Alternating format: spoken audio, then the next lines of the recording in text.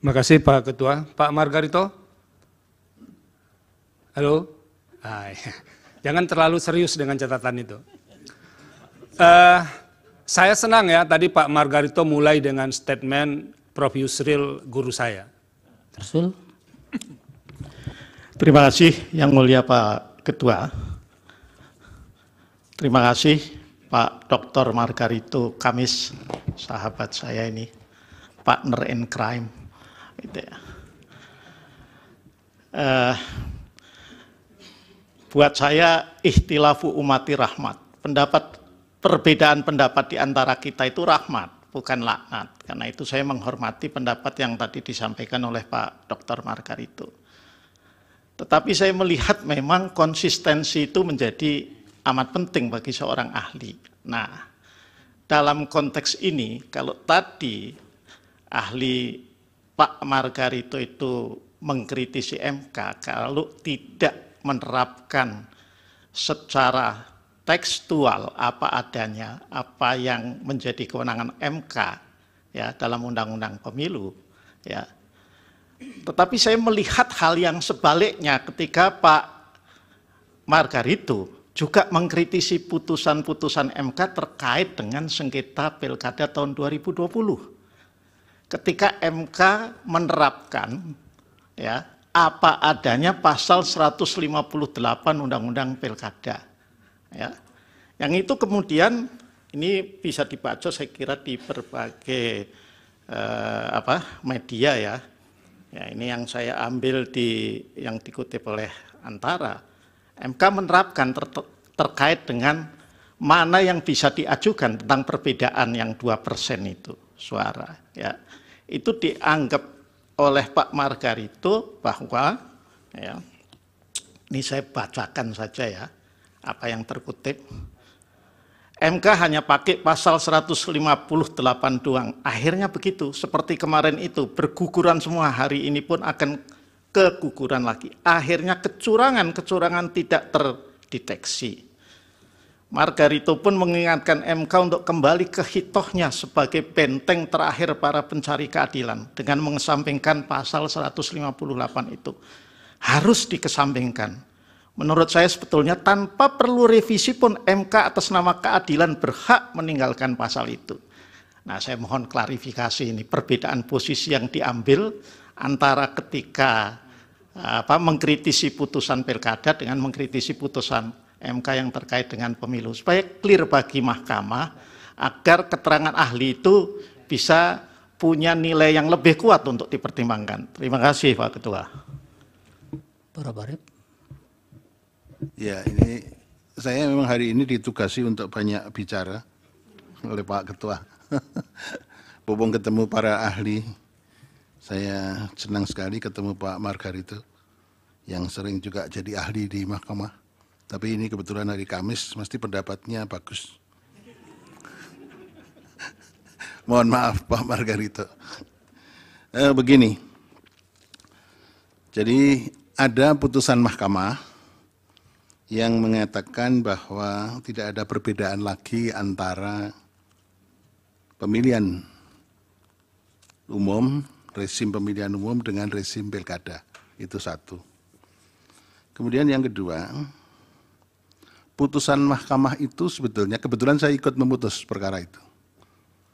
Ya.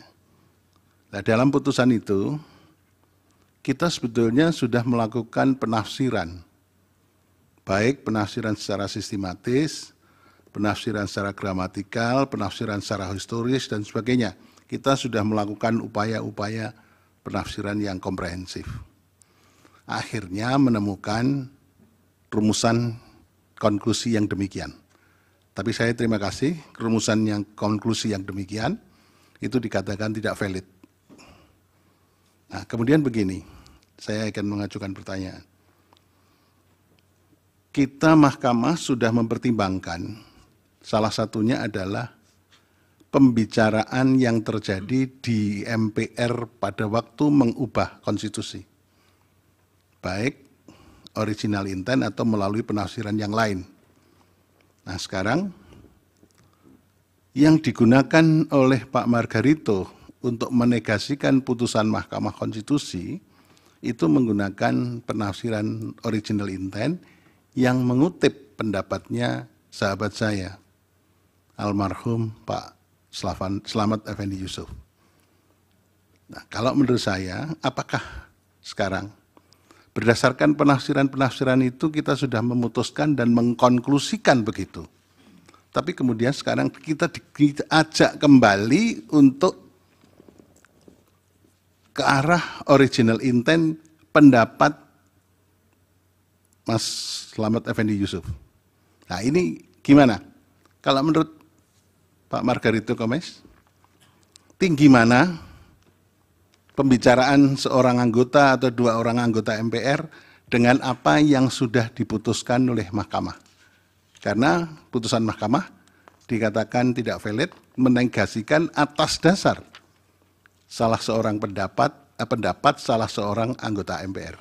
Yang itu juga masih perdebatannya masih panjang. Ada original intent yang di pendapatnya Pak Dr. Haryono yang pernah jadi Hakim Mahkamah Konstitusi, dan ada pendapat-pendapat yang lain yang kemudian sebetulnya sudah kita sarikan, akhirnya konklusinya sebagaimana putusan Mahkamah Konstitusi. Terima kasih. Terima kasih Prof. Dari Prof. Saldi. Terima kasih Pak Ketua. Pak Margarito? Halo? Jangan terlalu serius dengan catatan itu. Saya senang ya tadi Pak Margarito mulai dengan statement Prof. Yusril guru saya. Satu, nanti akan saya sambungkan. Yang kedua, sebetulnya kemarin ketika kita sudah melihat list nama yang diberikan oleh kuasa hukum pihak terkait, ada nama Pak Margarito, kita bilang semuanya seragam. Wah ini hari Kamis besok nih pasti akan jauh lebih cemerlang pendapatnya Pak Margarito. Karena biasa jadi ahli di sini kalau hari Kamis itu kelihatan begitu. Tapi kalau hari-hari lain tuh nggak secemerlang yang hari Kamis itu. Karena ini kesesuaian nama dengan hari saja itu Pak Margarito. Saya masih ingat sebagai seorang murid Profesor Yusril, mungkin Pak Margarito belum mengambil semua ilmu beliau menurut saya. Nah ini, saya masih ingat perdebatan Profesor Yusril dengan almarhum Profesor Harun Ar-Rasyid tahun 2000, 2001, 2002 berkait dengan TAP MPR. Ketika itu Prof. Harun menegasikan TAP MPR itu sebagai sumber hukum ya, Prof. Yusril ya. Prof. Yusril mengatakan begini, betapapun hebatnya seorang ahli, tapi kalau ada norma tertulis, ada putusan pengadilan, maka pendapat ahli itu menjadi gugur kalau dibawa dalam konteks hukum. Nah oleh karena itu Pak Margarito, ini ada putusan pengadilan loh, yang dikatakan tidak valid, dan itu mungkin nanti Pak Margarito selesai ini nanti datang lagi ke Prof. Yusril untuk menuntut ilmu beliau secara khafah begitu, kalau dalam konsep agamanya. Terima kasih Pak Ketua. Cukup ya. Silakan Pak Margarito.